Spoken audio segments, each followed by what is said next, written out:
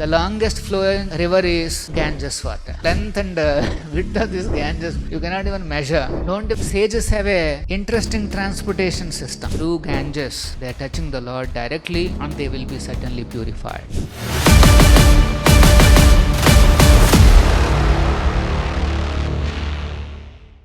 It is mentioned in the purport by Srila Prabhupada, Ganges is the only river which flows in all the 14 planetary systems. It flows in the Satyaloka and then it comes down to our planet and then it again flows down and then reaches even up to Pathala. So the longest flowing river, I don't know what is the general knowledge as of today, it is not some useless name. The longest flowing river is Ganges water. What is the length and width of this Ganges? You cannot even measure, don't even know. So Prabhupada is explaining there is one a kind of mystic power by which the sages, they can travel through these waters, flowing river, and they can reach any planet. So Prabhupada is explaining here, a perfect yogi can at once transport himself from one place to another simply by dipping in the water. See, this is a perfect yoga. So sages have a interesting transportation system. They can just dip here, they'll dip in Rajamundry, that is Godavari. They dip in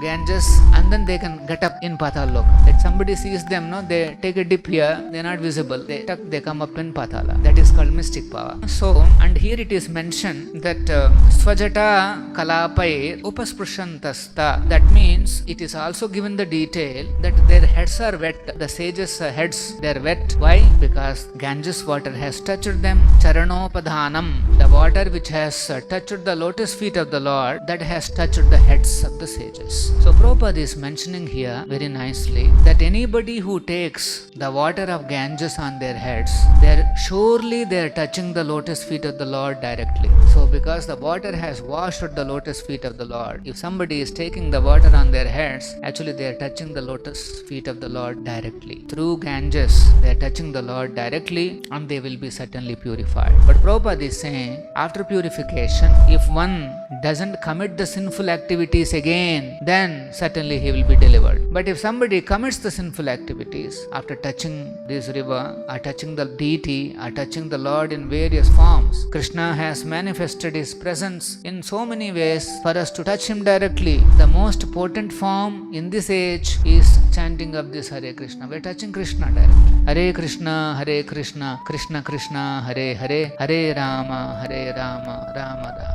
That's why after chanting this mantra, if we are able to follow the 4 regulative principles and don't commit sinful activities again, then certainly he will be able to deliver himself.